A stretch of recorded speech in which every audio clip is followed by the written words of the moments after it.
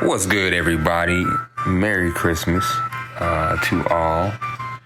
And welcome to the OMFL News After Dark, man. It's your boy, Brady Sr., bringing that holiday spirit. And we're going to talk about the current playoff standings as far as like games that have been completed, games that are upcoming, and see if I can get, us through a nice little quick show before we get on over to the Press Pass Live, hosted by Nate. And, man, I might even join him, man, this week on this show if he allows it. But other than that, man, stay locked, stay tuned. We'll be right back after this. Peace.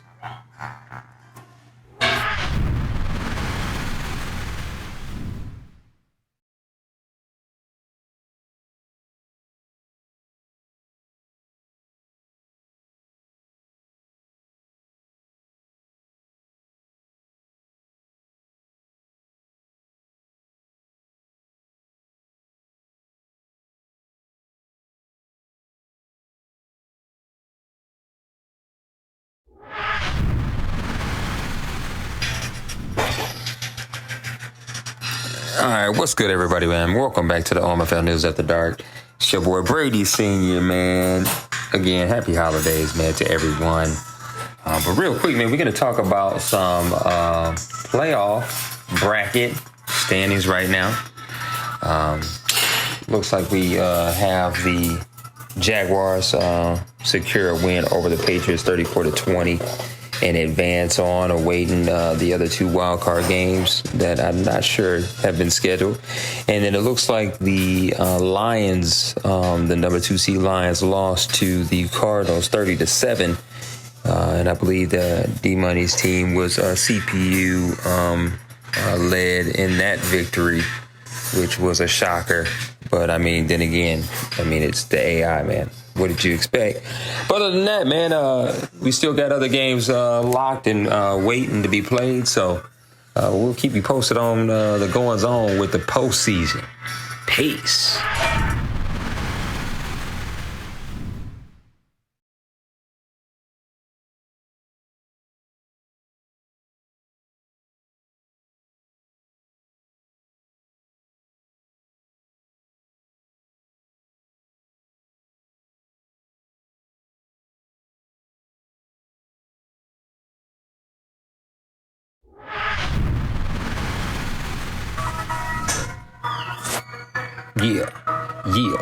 Yeah.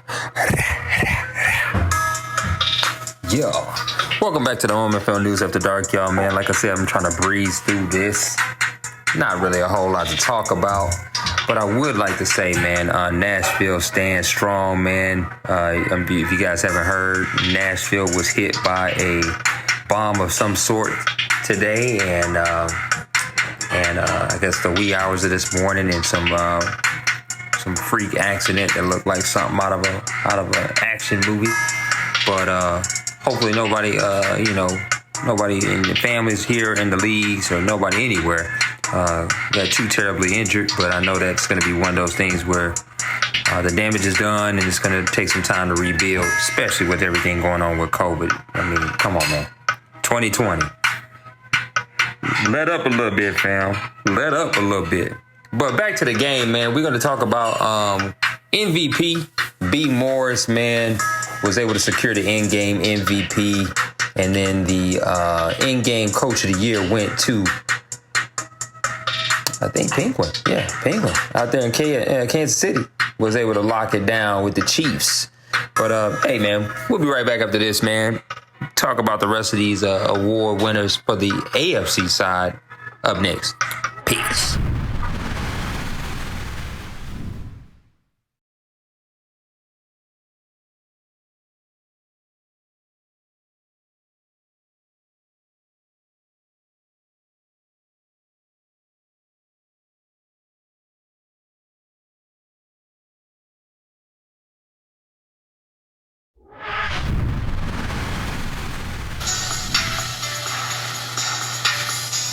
What's good, everybody, man? It's your boy Brady Sr. giving you the OMFL News After Dark. We are back, getting ready to talk about this AFC side of the award winners in game.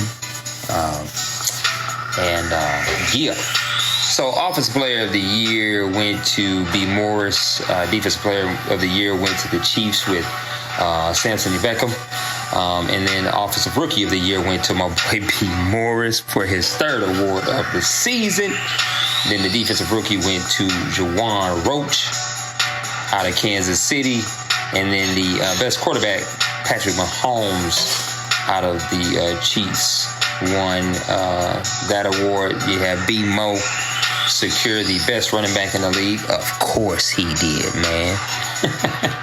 And Best Wide Receiver was Steven Vincent.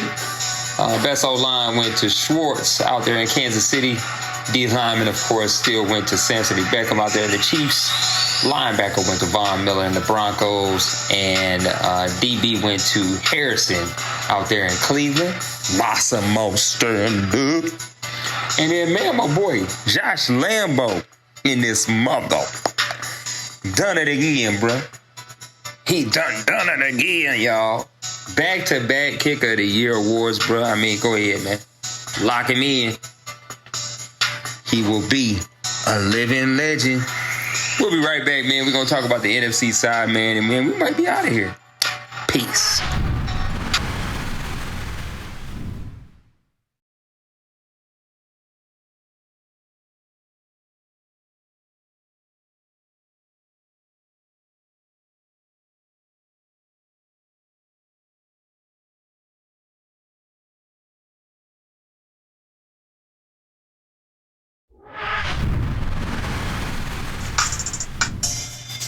All right, man, if you made it this far, man, hit that like, hit that subscribe, and then share this stuff on other social media platforms, man. It's your boy Brady Senior giving you the OMFL News After Dark.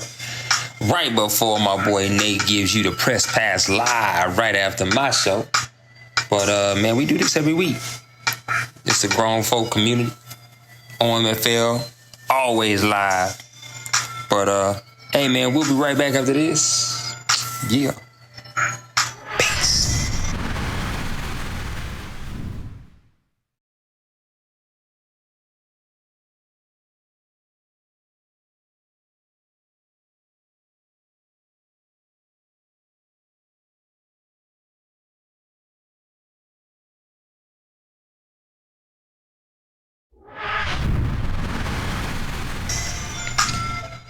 What's good, everybody?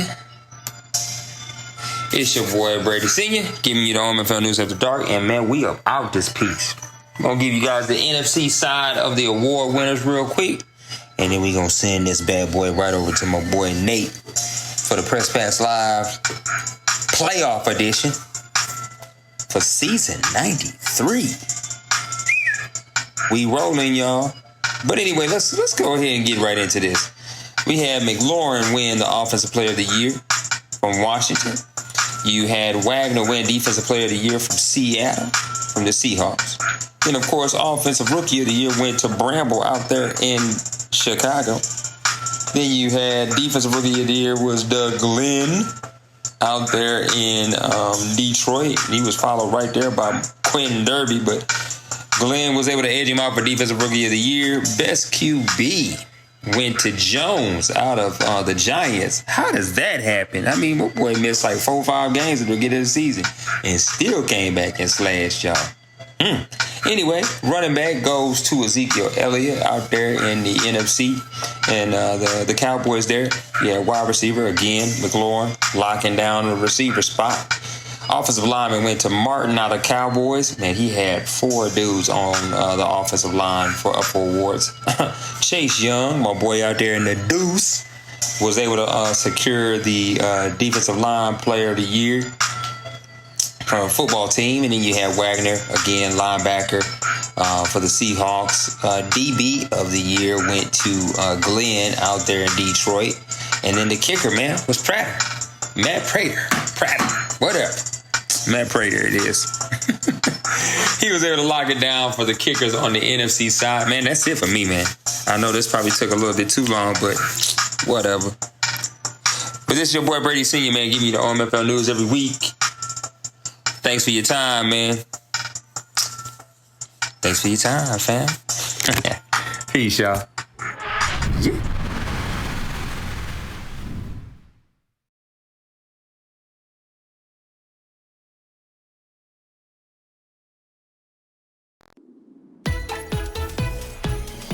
This is the OMFL. You can't touch this. And you're in the mix with Kinda Real Name. Here's another OMFL production.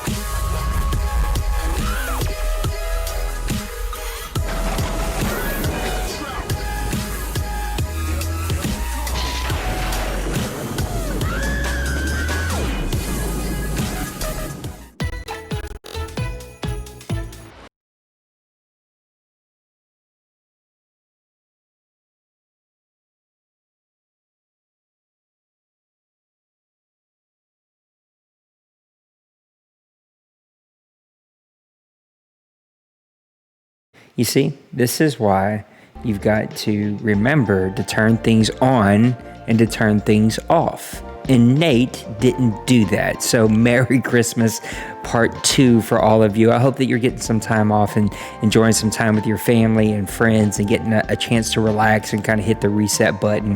2021 is right around the corner, and there's some exciting things happening here in the OMFL and kind of the grown folks in general. And so I hope that you're a part of it, and I'm glad that you are tuning in. You are not able to watch this live because it is super late, which is why I forgot to turn everything on and turn things off. And I'm all over the place because it's 12:30 at night, and our internet in our neighborhood has been completely jacked up since Christmas, and I've been trying to get it fixed on my end, and it's not anything that I can fix. And so clearly it's not stable enough for me to go live. And so I wanted to make sure to go ahead and get a recording done. I apologize. I know that you've seen it pop up on YouTube, but it is not live. This is going to be recorded, but we'll get it put up tonight. And tonight's all going to be about the playoffs. We're going to talk. It's going to be a pretty short show. We're just going to talk about the teams that made it in, the matchups that we've already seen. It looks like the AFC is already ready to roll into the AFC Championship, a rematch from last year. Kansas City Chiefs versus the Baltimore Ravens. Still 2 games left to go in the NFC side before we find out who is going to represent us over there. But some interesting things to talk about, some fun things to talk about, and then I got some really, really good questions here tonight. So let's hop over there and let's get digging into this.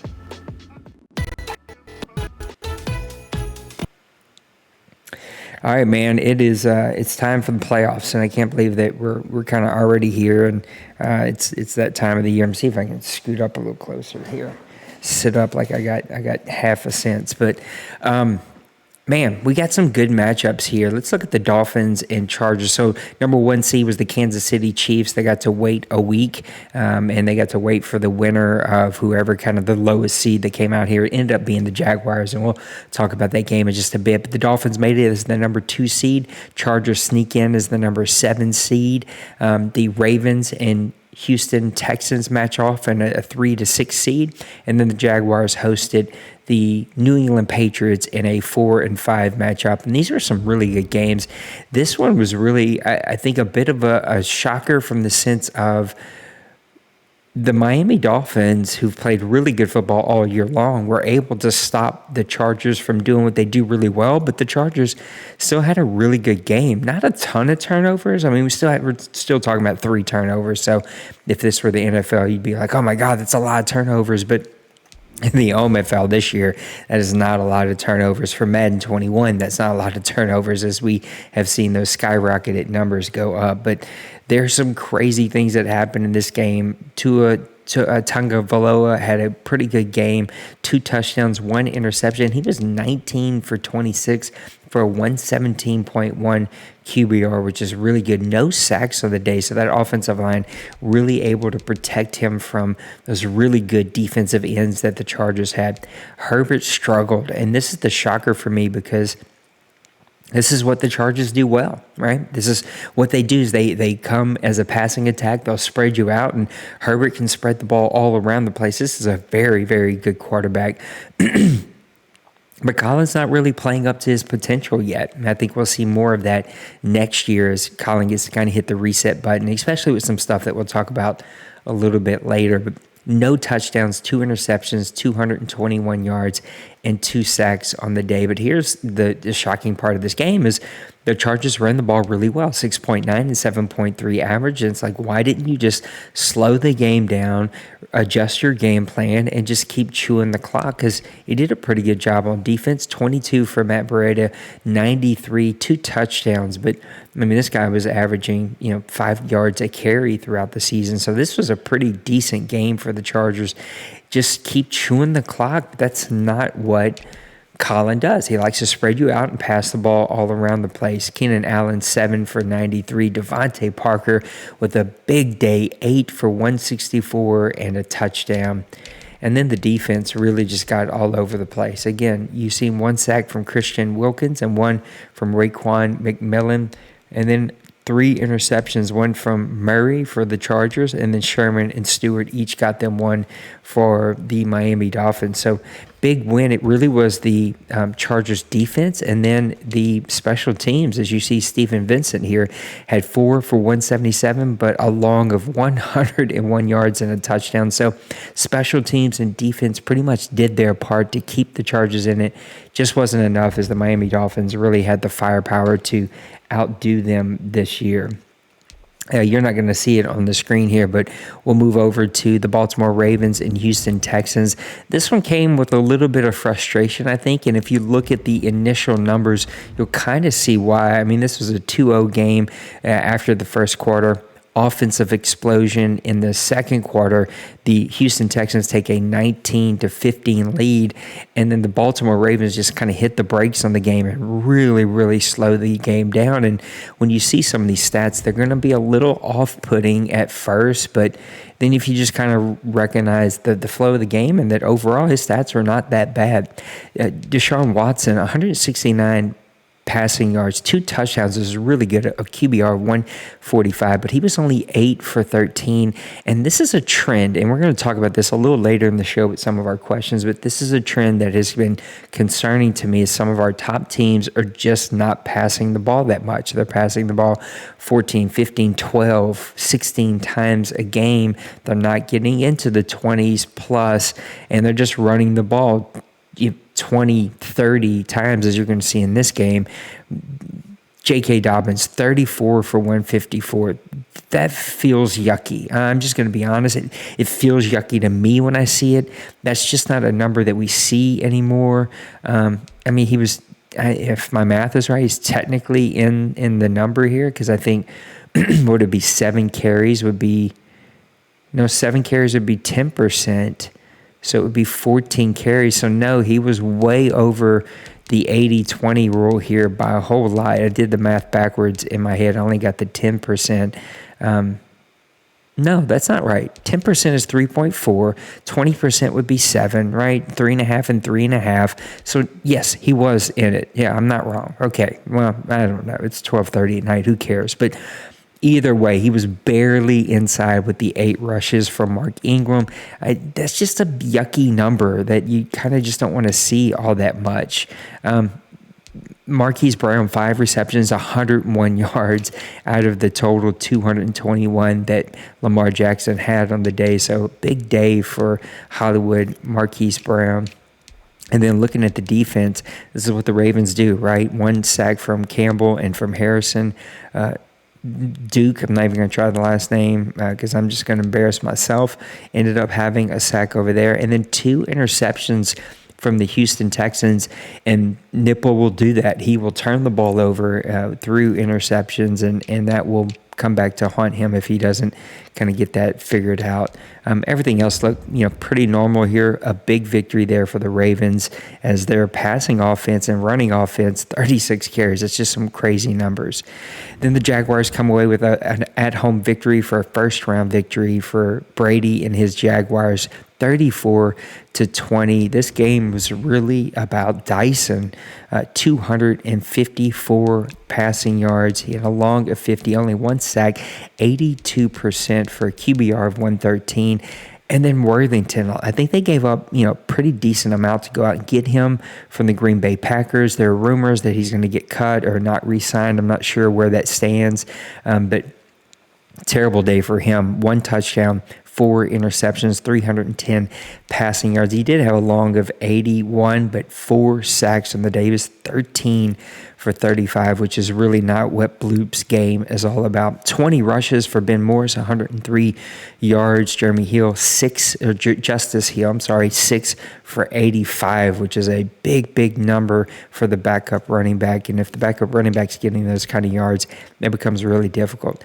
Kirkland Hyde, this kid is just putting up some gross numbers. 7 receptions, 210 yards. But when you're passing the ball 35 times, I think the number was, that's going to happen. And let's look at these interceptions. It's not pretty for the Patriots. Jared Wilson, McCourty, Miles Jack, Dylan Spann, each with an interception. And then J.C. Jackson gets one for the New England Patriots. And the Jaguars are able to outlast them with a 14-point victory. That moves us to the second round where the Kansas City Chiefs faced off against the Jacksonville Jaguars, and that defense just could not stop this powerful offense that we're seeing with the Kansas City Chiefs. 476 total yards, 236 passing yards, 178 rushing yards. This guy's just got all the tools. Mahomes with an amazing day. 158.3. I think that's just 1 point something away from a perfect QBR. I think it's 159 might be a perfect QBR. 3 touchdowns, 1 sack. He was 17 of 18. Yeah, it's tough to deal with. If you're on the other side of the football, what do you answer to that? He's being very efficient. He's picking plays that work. He's not making bad decisions, and you're not able to get to him, and that's just really, really tough. Dyson, not a bad day, though. 2 touchdowns, no interceptions to keep his team in this. A 121 QBR, 2 sacks on the day as he goes 13 for 22. 14 for 133 and a touchdown for Saquon Barkley. Justice Hill with another big game for the Jacksonville Jaguars, 6 for 104. Ben Moore's 20 for 95. So they did what they normally do. The problem is Jacksonville did the same thing with his 2 running backs. And then you got Mahomes going 18 for 19, which is just crazy numbers. Look at some defense real quick.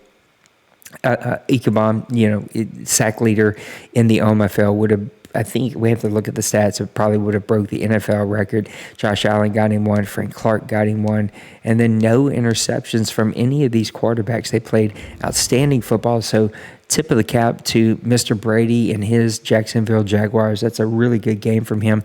Just wasn't enough. You got to know when you just don't have enough to be able to face these top teams, and man, Kansas City's going to be hard to beat. This brings us to the other side of the spectrum, a defense that's hard to beat in the Baltimore Ravens. He blanks the Miami Dolphins 24-0 at home. Lamar Jackson goes 8 for 12. Blah. Don't love that number. This wasn't a complete blowout. We're talking about a 21-0 lead. I guess, he just tries to really slow it down in the second half and run the clock out, as probably neither one of them can move the ball more. I just hate this trend that we're seeing here. 9 of 23 for Tagovailoa. It's just a tough day facing that defense, but 8 of 12, just want to see a bigger number, especially in the playoffs. Matt Breida had a struggle, 12 for 56, but when you're down 21-0, it's hard to keep feeding that guy, even though he averaged 4.7 yards a carry. J.K. Dobbins, not a great day, 13 for 56, but Mark Ingram, 10 for 41, and then Carl Young, 11 for 29. So overall, these guys had a pretty decent day running the ball. Hollywood Brown doing what he normally does, and then this is where this game gets really interesting, and it's the interceptions, man. 2 just struggled. 2 for Patrick Queen, 2 for Earl Thomas, and 1 for Marlon Humphrey. You can't turn the ball over this many times facing one of these top teams, and that is what blanked the Miami Dolphins. But, man, a hell of a season there for Ross, and I think the Miami Dolphins will continue to be one of those teams that's just going to keep building. He's going to get a little bit more expertise. He's going to get a little bit more age. He's going to grow those players a little bit more. And I think a team that you're going to see really, really shine as we continue. And that sets up the championship game over here. Kansas City Chiefs versus Baltimore Ravens. I hope that my internet is working by then, because that would be a fun game to call. We're not even going to talk about this top game in the NFC. This ended up being a CPU game. The Lions fall to the Cardinals, which sucks. The Cardinals were CPU, and they just had their way with the Detroit Lions. Lions had a good season, but definitely an up and down season. I know he had the number 2 seed, but you definitely seen him. He lost to the Rams this year. He lost to the Cincinnati Bengals this year. Definitely had some issues this year in some of his games, and losing to the CPU is not fun. And I know that doesn't really set up a matchup that my buddy D. Wayne's looking for, because D Money is kind of in D. Wayne's head, and there's a good chance. I know he's probably not going to be back, because I think the CPU Cardinals won't be back to the 3rd, and we're not waiting 4 days for him to get back. So this is probably going to be a CPU game. Let's hope the Dallas Cowboys can get a victory, because we do not want a CPU team making the NFC Championship. That's just like giving D-Money a free pass all the way. Arizona, listen to me. Tampa Bay Buccaneers versus the Carolina Panthers, the 3 versus 6. This was a good game. I got to watch some of this. There were some clicks in this game, late in this game, which was a little disappointing. If you watch this later, Big Hurt, you did do some clickage. We're going to have a conversation. Again, when we get in these big games of a playoff game, we can't be having that stuff. We have to really make sure that we're staying within the rules. And this was a really crazy game to watch. A tight game. It came down to the very, very end. I think Tampa Bay was driving and threw a pick 6 with under 2 minutes to go in this game. He actually drove the field and had an opportunity to get the game tying touchdown. And it was a weird call. I think he got called out of bounds on a play where his receiver, his back hit out of bounds. His feet looked like they hit inbounds. It was just a weird play. Both of these quarterbacks played pretty good. It looked like Tom Brady got the start in this one. Both threw touchdowns, both threw interceptions. QBRs over 100, though, mean a pretty good day. And it's good to see these guys are actually passing the ball. Donald McCoy, though, did take 3 sacks, and that's something that he's going to have to get cleaned up as he moves forward in the playoffs. Christian McCaffrey, 17 for 56, kind of a down year for him. You'd expect him to play a little bit better. And Fournette, 8 for 31, which is interesting, because I really do think that Ronald Jones is probably the better halfback, but Fournette is the guy who gets a bulk of the carries over here for the Tampa Bay Bucks. But in total, we're talking about 12 carries, and that's just not going to do it in the playoffs. DJ Moore, 7 for 134. O.J. Howard, 6 for 67. Robbie Anderson, 4 for 61. I think we only had 1 sack given up in this game. I'm sorry, 3 sacks. That's right. Anthony Nelson had 2. Vita Vea had 1, and then 1 interception for each of these teams. 1 from Lipton, who's been an outstanding player for the Carolina Panthers, and 1 from Devin White. And the Carolina Panthers, that's the last thing they need, is another really good linebacker on that team. And then that's going to move us to a crazy game. And this is why I wish this was live right now, because this would be a fun conversation to be having with these guys. But 369 offensive yards, 220 for the Atlanta Falcons. So really the Seahawks were able to do what they wanted to do, but it's going to be their special teams that let them down in this game. Both teams had 2 turnovers. Both quarterbacks struggled in this one. 311 passing yards, 1 touchdown, 2 interceptions for Russell Wilson, 135, 1-1 for Jimmy Garoppolo, who I think is only having like his 4th or 5th start for the Atlanta Falcons, maybe a little bit more than that.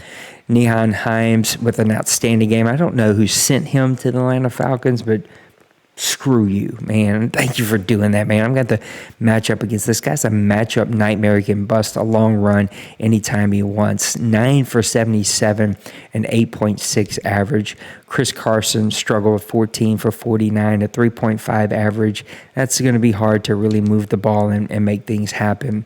Tyler Lockett, 4 for 100. DK Metcalf, 7 for 92. So those guys were really doing their thing. And then the tight end threw 5 for 65. So outside of the turnovers, these three top guys are really doing their thing for the Seattle Seahawks. And then coming over here, Deion Jones, of course, is the tackle leader in this game. Jarrett Mitchell, the outstanding rookie. He will get votes for Rookie of the Year and may even win it. An outstanding rookie year for him.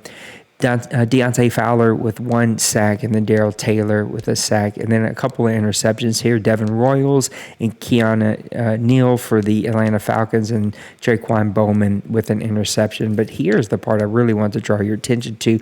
Jason Myers was 2 for 5 for 40% in this game. We had 1 missed extra point in this game, so maybe a laggy game, a game that wasn't being kind to them. But he hits 2 of these field goals and just misses 1, and they win this game. But Jason Myers definitely let his team down, and the Atlanta Falcons move on. So that's going to set up D. Wayne versus D. Money. But again, I think that's going to be a CPU game, and that's going to set up the Carolina Panthers versus the Atlanta Falcons. If you're Carolina Panthers, you're kind of upset and frustrated, right? You just played these guys freaking 4 of your games this past year, and now you're having to play 2 more for a total of 8 conference games. That's just not fun to do. It's very, very difficult to beat a team 3 times, and the Atlanta Falcons are really bringing in a big unknown. This will be one to watch. Can Carolina shake their one-and-done bug that they've shown in the playoffs, and can the upstart new Atlanta Falcons continue to be one of those hot teams who came in here late, made a turnaround from the team that Bill left him, and is making a little bit of a run here at the end of the season? And that's really it. That's where we are. Those are going to be some really good games, and basically that's just going to kind of bring us to the end of our questions, which is going to be some of the hot button topics that I wanted to hit. And to get over there, though, I wanted to really do the mailbag. And so let's talk about the mailbag real quick, and then that'll wrap us up for tonight.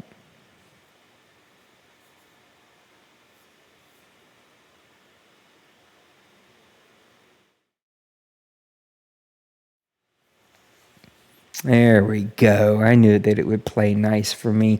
All right, let's get over here and look at this mailbag, because there's definitely some really good questions here. It's a little big, but let's see if I can't. I think you'll be able to see this. Bill has some good questions, and this is what I really want to dig in tonight. But he says, what is your and the board's thoughts on competitive gameplay versus simulation gameplay? And then what was the thinking or reasoning behind trying out competitive gameplay and the test CFM? So let me actually reverse engineer those if I can, Bill, if that's all right with you, and really talk about those in kind of reverse order. I actually want to fix my cam here, if that's okay with you guys. Nope, that's not what I wanted.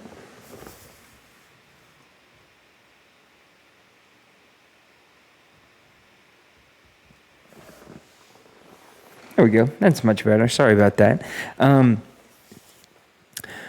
Here's what our thinking was. Let me show you a couple of articles. So number one, someone else approached me with this thought, and my initial reaction was, hell no. Competitive has no injuries.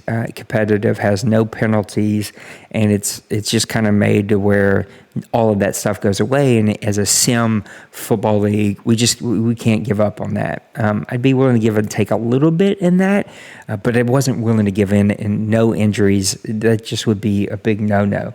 And then they offered to kind of send me some research and some things that they've kind of found. So let me draw your attention to the first one. And so number one, I want to find out, and this is just one of many articles. They all kind of say the same thing. And so I kind of picked this one because it was easy to get my hands on. But they basically break down what each mode is, right? Rookie mode is for beginners. It just kind of arcade mode, I should say. It's just kind of the big plays, lots of offense, players playing out of their mind, that kind of stuff. And then the other two modes play a little bit similar with some slight tweaks or differences between there. And so here's the first one, and that's, let me see if I can go up a little bit. Here we go. Comp mode is for players who want less randomness. And when I read that, and I've read this in a couple of different areas, that caught my attention because honestly, that's what we want. Of course, we want some randomness of, we don't want every quarterback to be Mahomes, 18 of 19. We don't want every running back, no matter their rating, to go for 135 yards and average 6 yards a carry.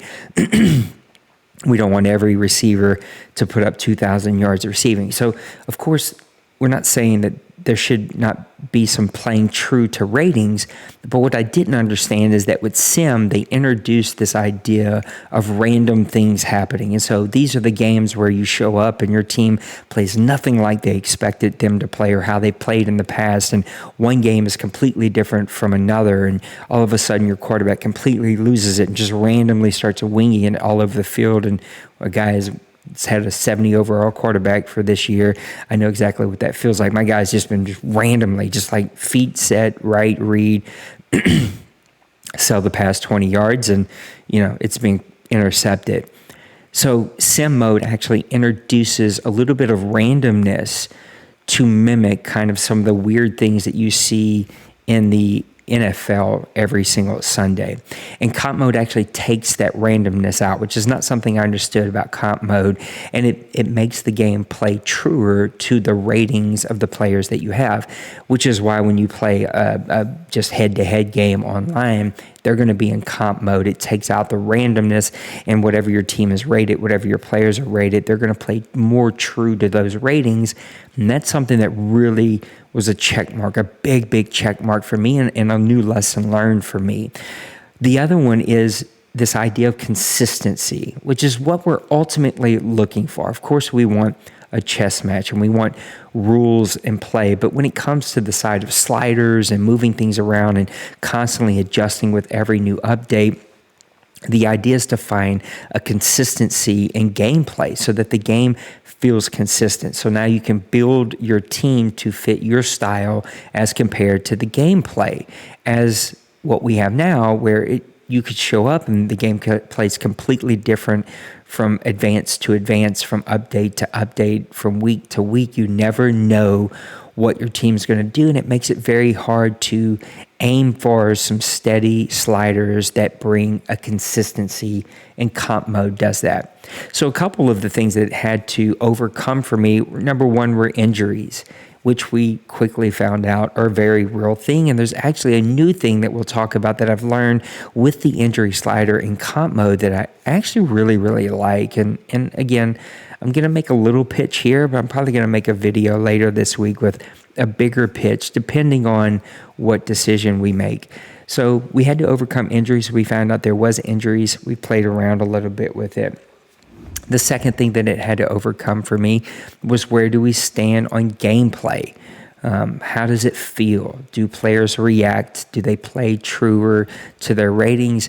And it was actually kind of neat. Again, it doesn't feel like a completely different game, but it does feel faster. It does feel a little bit quicker and a little bit more fast-paced, which is more enjoyable to play.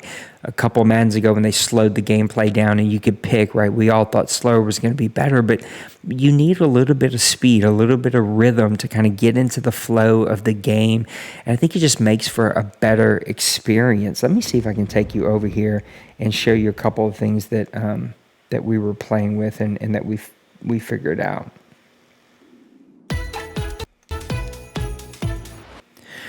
All right, so the first one was just messing with these sliders. The last one was injuries. And what I found is not injuries, penalties. There are not a lot of penalties, and that's unfortunate. I don't think any owner is going to complain, at least not a lot of complaints to not lose a game on a crazy penalty. We've seen a few penalties like roughing the quarterback, passive defensive pass interference, that kind of stuff. but we're not seeing a lot of holdings. Let me show you one other thing. Let me go back here. I want to show you one other thing before I show you why I got where I got. I want to show you Matt's 10 sliders. Now, Matt 10 is a guy that puts in a ton of work into his sliders, countless hours of study, of gameplay, of testing. This guy really pours himself into these sliders, and I think one of the gold standards in sliders whenever it comes to the mag community, and just from, I don't know the guy, I've reached out to him a couple times, nothing back, but I'm just a random dude, so I didn't expect anything back, but I respect the amount of work that goes into these sliders. And so there were a couple things that he did here that we tested here, and you can see his reasonings. I can link these again if you need them and want to read these yourself. But speed, disparity, scale, and he talks about how there is this trigger where the animations are smoother and quicker. They work together better because of the speed disparity and kind of how players interact with each other. They're not running into each other, triggering weird animations or crazy looking animations. And so things just kind of flow a little bit better with each other. He talks about the offsides, the false start, and the holding penalties, and why he has them set here. And it's to kind of overcome some of the speed, because when you adjust that speed, sometimes those defensive players can be too quick. It makes pass rush too good, and so he overcomes this by allowing players to kind of hold their blocks a little bit longer. But we found that even in testing, you still get tons of sacks, and if you hold on to the ball, you can give up a whole bunch of sacks. So you're still seeing plenty of stacks, but nothing crazy as you would think would happen with a 75 speed disparity. Roughing the passer, he talks about. And then this is an interesting one where he talks about passive defensive interference. And he kind of gives a couple of examples here. You can kind of see one here where you're going to see a player kind of freeze and let the guy kind of run by him on normal settings.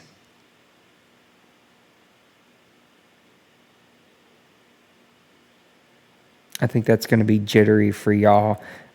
Just because of the way I've got it set up. But you can still get the idea there that the guy freezes. And then with passive defensive interference all the way down to 50, this is kind of more of the look that you're getting.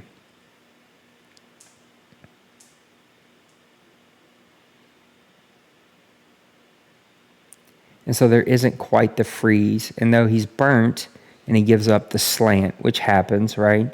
You're not getting quite as bad. Oh, no, I'm sorry. This is next. This is still current slider setting. So you still get a little bit of a freeze. This is the one where you're not seeing a lot of the crazy freeze and let a guy run past you.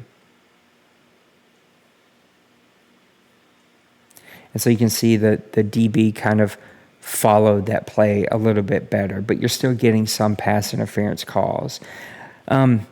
So we've kind of used this as kind of the basis of why we got where we got with the test. And so these are on comp mode.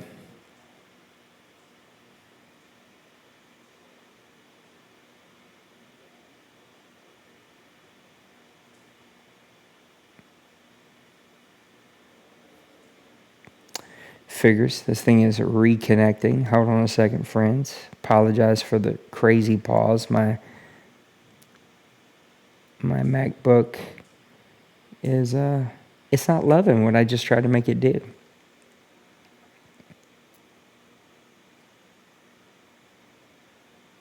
All right, here we go.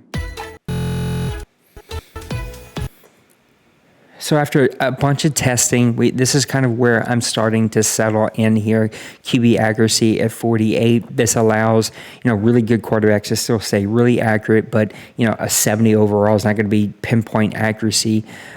You do see some random throws from even really good quarterbacks if your feet aren't set, or just sometimes you get a bad throw, but they're very, very few. Like I've seen probably 2 really bad throws, and the really bad throws really came either from a bad read or from a quarterback that I'm trying to go deep and he's got 78 accuracy. And so, you're going to get an offline throw from time to time. This pass block, I think, is the tipping point. Any lower, you get a ton of sacks. Any higher, you don't see as many sacks. This will kind of go right between that 49 or 50. I think it'll end up settling. This is a small bump, but I just found that there were almost no drops. And so I wanted to see some drops and a big hit, a close play. And so one little bump here, I thought it got us there. This has been on 48, but I'm hearing that running is still really tough. So one little slight bump. I think there's a hair trigger in here between 48 and 50 is where this will ended up settling.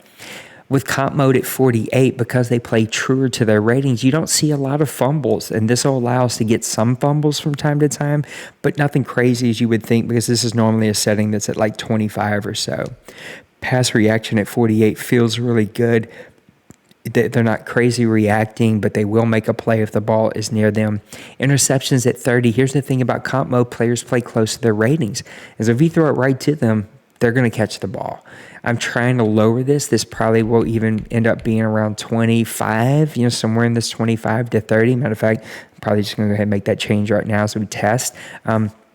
Because we're seeing no drops. I haven't seen any dropped interceptions at all. If you throw it to him, he's going to catch it. And so trying to get that to get more knockdowns and not as many interceptions. I do think this will be between 20 and 30, somewhere in there. Pass coverage at 44, just because passing is really hard. Guys are throwing a lot of interceptions because we're getting more interceptions because of this, not as many knockdowns. I do think this is going to settle between 43 and 48, like somewhere in that number. I think I'm bumping up to 45 because we lowered this number, so maybe we'll get more knockdowns, which means coverage won't be as bad with the interceptions, but we may even test 44. Tackling at 52 just feels really good. Kind of helps with the run game being so good because the run game is a little bit better on comp mode. It helps kind of get some of those tackles in the hole. Field goals are about where I normally have them now, 48, 47, 48, 47, 44. This all feels normal, natural. This may get even a smaller tweak, but these feel right when you kind of compare ratings and what you can kind of hit whenever you're playing the game. Injuries at 50, there's a hair trigger here. 48, 49, we weren't seeing any. 51, 52, we were seeing a ton. 50 feels good. One game they had 2 the entire game. I think we had 1 the entire game. What I like about injuries and what I found about this, and I wish I could go 51, is that you do get a bunch. You'll get 6 to 8 a game, maybe 9, 10. What I like about it, though, is they're all short-term injuries, which means you have to think through as a coach, how do I build depth? Do I want to play this guy though he's injured, or do I want to sit him out? And it just adds another element of strategy. It gives this element that we see in the NFL where, you just, if you lose a key core player, you have to totally change your game plan. If you lose a key core offensive lineman, you're going to have to really slide block and leave somebody in. It changes the way you coach, and that's what I don't think we have now, and I would like to start figuring out ways to implement with shorter term injuries. And I haven't found on comp mode, because players play near their ratings, you don't get a lot of long-term injuries. They are short-term injuries. I think 50 is going to be where we end up settling, because I know you guys didn't play this game to, play 6 backups a game. But man, it is kind of fun to play on 51. Fatigue at 52, going back to Matt Sliders, this kind of balances with those injuries. And I think you get a good balance with it at 50. Even if we went 51, if we end up testing that a little bit more, you're going to have to set your sub in and out. This is going to be a new level of strategy if we implement this that coaches are going to have to think through. And then the threshold, you've seen those, as well as the penalties, you also seen those on the other one. So it kind of gets us to the last part of your question. And that's, what does the board think about it?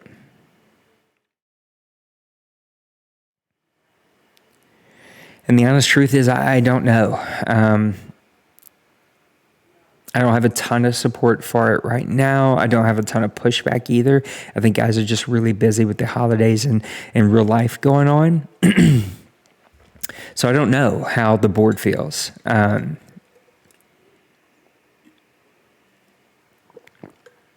A couple of these decisions, though, I think I have the right to just make the decision, and I will. I think I will lean heavily on what the board thinks, and if the entire board is completely against something, I'd probably never do that. If I felt like I needed to do something that the entire board was against, it would be time for a new board because clearly we're not on the same page. But I think this is better, but I'm not that passionate. And again, I think what started it is the lack of consistency with our current slider set. The lack of enjoyability. I just don't find it that enjoyable, and I don't think many owners do. It's just not a fun, exciting game to play. And I just can't shake consistency. I just go back to consistency. If we could get a game that plays consistent, we could fill in all the other gaps. We could create things that make it fun and exciting, set our sliders to fit our set. I really, really like comp, and I didn't think I was going to. I totally shot it down the first time I heard about it, totally was against it, but I really like what I felt, and I'm totally for it, and I really hope that this is the direction we go, and I hope that some of you come jump in here and give it some test and fill it out and see what you think. Probably tonight I'll go ahead and advance it to the new season, send it through the draft, and set it up for a new season so we get some tests in, but I think this is going to be good, and I think this would be a good move. It would inject some enthusiasm. Look, in one season, I may be singing a different tune, but right now, I think it's a funner, faster-paced game. It plays more consistent. You feel like, okay, my team is playing the way I expected them to play with their weaknesses and their strengths, and now I can really game plan. And I do think there's a little bit of a learning curve in the idea of we see the high interception numbers now, but in comp mode, players are playing as their ratings. And if you go around slinging the ball without reading your defense and really growing your user skill, it's gonna hurt you. And I think what comp mode adds back to the league that we used to have, that we don't have now, is the awarding of user defense. I don't think that we have that right now. We don't see a lot of users on defense, a couple, but not a lot, who get rewarded for being a good user on defenses at safety, cornerback, right? Jason was such a good cornerback. In comp mode, you will get rewarded. If you are a good user, you're playing near your ratings, you will see more consistency. And if you make a mistake to a user, game over. It's getting picked. You can go ahead and count on it. So good questions. That's where I stand. Lengthy explanation, but I wanted to get into some of these thinkings and show you guys firsthand what they look like. Maniac's got a whole ton of them. Do you think the Cards CPU ends up winning another playoff game, and what happens if he makes the OMFL Bowl? If he makes the OMFL Bowl, he makes the OMFL Bowl. It sucks, and we would probably redesign our rules and figure out something, but is it any better that somebody makes it by missing 2 games and they show back up from vacation and their team made it? Is that worse than someone getting a free pass? Because I feel like if I had to play my game, you should have to play your game, even if it's against the CPU. And you better come up with a game plan that the CPU is not unbeatable. You better come up with a game plan that slows the game down, and we lax our rules on CPU games. If you got to play a certain coverage and you got to do a certain thing, then do what you got to do, but you got to go play the game and win it. I think that's fair, and I hope that we don't change that. So hopefully he doesn't make it, and Dwayne, is one of the more dedicated guys who will take the time to beat the CPU. Do you believe some guys have other guys' number? Certain hard teams types make it harder outs in other teams, or is it just all mental? I think some matchups are everything. I think it's yes to all of the things that you asked. I think some guys do have some guys' number. I think some guys are just in some dudes' heads. I beat Mo a couple times. How that's ever happened, I have no clue. Whereas we see Dwayne can't beat D-Money, it seems. Can't get him out of his head. I think some guys go into a game where the first mistake, if you went into that game with a mindset that you can't beat this guy, the first mistake kind of puts you in that mindset, and you just play out of your head. You play angry, you play scared, whatever. You just don't play your normal game plan. But I also believe matchups make the difference. And again, mixing your question and Bill's question and recalling back to our playoff game last year, you had terrible luck. I was up big. We had to hit the reset. It was a completely different game. Our teams played completely different. That's the consistency I think I don't want, or the consistency thing I want to get away from and have some consistency. And at the same time, it shows that sometimes matchups matter. Because we're on sim mode and randomness gets introduced, you just never know. And some guys just get all the breaks sometimes, and it makes it tough. Surprise owner this season. Who was your top surprise owner this season? Good question. I don't know that I had any surprises. I think it would be easy to say Houston and Flaherty. I think I'm saying that right. Probably not. I think he would probably be the one that comes to the surface. It'd be easy to say the Falcons, but they joined here halfway and made a run, and they're making a run here in the playoffs. What Bloop has done with a quarterback that he seems to hate and throws way too many interceptions has been super impressive. It's good to see him back in his winning ways. But I think the Texans would probably get my nod as a team that had played much better than what I really expected from his team. What if scenario? What if you had a choice between the top tier quarterback of the draft that's superstar development, or your choice of 3 of the top 15 picks that you use on what you feel are surefire starters for your team? What do you do? I'm taking the 3 top 15. Give me 3 shots to hit 3 or 2 or 1 really high Devo and a bunch of really good players.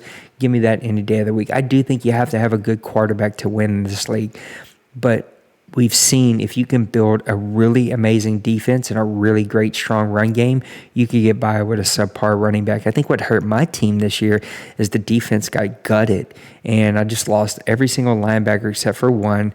I lost half of my DBs, and I lost all but 1 of my starting defensive linemen, and that ended up hurting me really, really bad. And then my offensive line just didn't play well this year, and I couldn't get a running game going. So you mix all those with a really bad quarterback, it's going to be tough to win.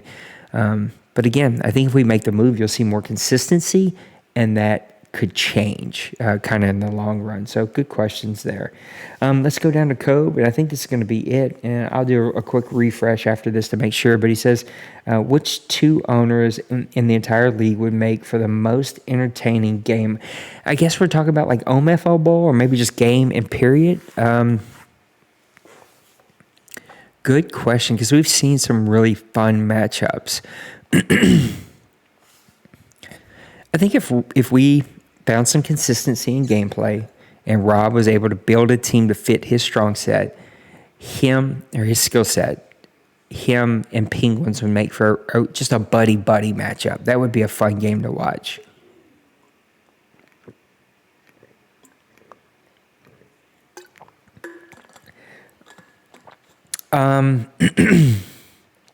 Man, this went way longer than I thought it would.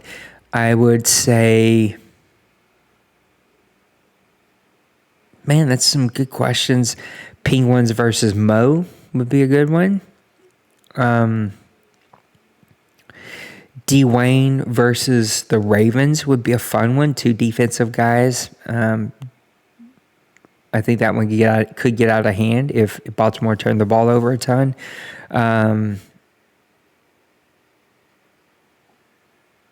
I think those are all really good matchups. The Texans and what they've done against like the Falcons and Kobe, your team, I think those would be some really fun matchups. Good question there. Which playoff team this year will not make the playoffs next year? Good question. Let's see if we can go back to that and look.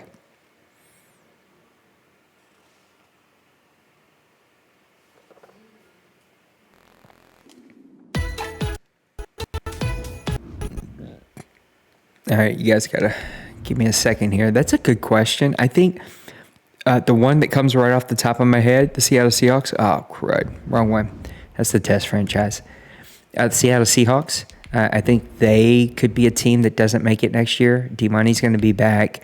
Mo's going to be back. There's going to be a lot of really good teams that will be back. So that's a kind of low-hanging fruit. Not that Pepper can't put it all together and make a run.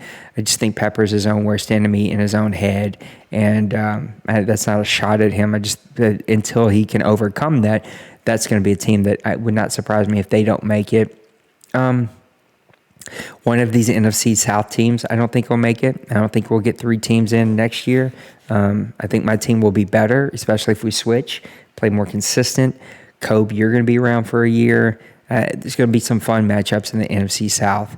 Looking at the AFC side, man, that's a tough one. I think all these teams are going to make it. I don't see any of these teams taking a step back. I think Bloop will get the quarterback situation figured out. I think the Texans will continue to grow. The Jaguars will continue to grow. Miami's going to be stronger and better. The Chargers will be better. I don't see any of these teams going away, and it's going to be who from that next tier can take that next step. Broncos, Raiders. I'm going to leave somebody out, and somebody's going to get mad at me, but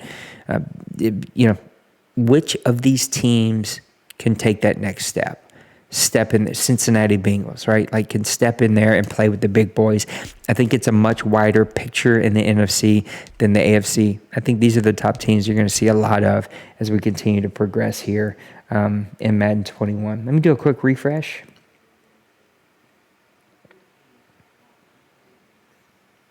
Oh, looks like we got one more. Again, I'm sorry we couldn't be live tonight. But, internet is what it is, and I knew there was no reason to go ahead and fight it. Ross says, if you were using a defensive end, number one, I'm not. I don't love that. I can't say I haven't done it. If I'm 3rd and 23... and I need to play to seal the game, maybe, but I think the one time I did it, I felt so dirty and icky that I showered for a week straight and cried, and I don't think I've ever used a defensive end again outside of like the plays developing, the quarterback scrambling, and I switched to go make a play, that kind of stuff. Anyway, let's finish this question. You're using a defensive end. You're supposed to rush the quarterback, and the offensive play call is a halfback screen. Are you expected by FPR to rush the quarterback since that's the assignment, play art, or Keegan? No, look, again, let's not confuse FPR with assignments. The golden rule here is majority, and that will be the golden rule forever. Don't do things a majority of the time. Doesn't mean you can't guess on defense. If you see it's a screen and you're a defensive end, go make a play, big fella. And the offense can't get mad. You called a screen and got busted up, and the guy was playing defensive end. I'm sorry. Take a sack, run with the quarterback, do something else, throw it away. Just like if I'm playing, man defense, and I'm playing as a safety, high to let's say the left hash mark, right? Like I'm in a 2-man cover man 2 safety deep, right? And you have everyone run to the right side of the field, I'm on the left side of the field. I don't have to stay over there. I can go make a play. If I'm playing a linebacker and I see, you're running 2 drag routes, and I know you've went to that drag route 6 times, and I abandon the halfback, I leave him open, I go cover the drag route. The offense is supposed to be smart enough to see, he broke his assignment, double coverage on the drag route. I'm not going to throw the drag route. Instead, I'm going to throw to my wide open halfback. So you're allowed to go make plays. You're allowed to guess sometimes. What we don't want to see is taking advantage of AI in like a crucial play, right? We don't want to see people doing it all the time. This isn't sketch up your own defense, sketch up your own offense, right? And so it's the majority and it's the crucial down. Let's, stick to our assignments and do what we're supposed to do. And then that opens the question, well, what if, they haven't ran a screen all day, it's 3rd and 24, I'm up by 3 and there's under 2 minutes and I need to make a play. Go make a play. It's just, if you're playing defensive end and you stop rushing the quarterback 3 times a game and one of them is a screen, the other 2 are just plays on a drag route or slant route, then you're playing the wrong position. You need to go play linebacker or cornerback or safety and go make a play with one of those guys, not with a defensive end. So I hope that kind of clears it up. Good questions from you guys, and good playoff games, matchups that we've got going here. Just overall, we're in a really good place, and I'm interested to see what's going to happen as we wrap things up.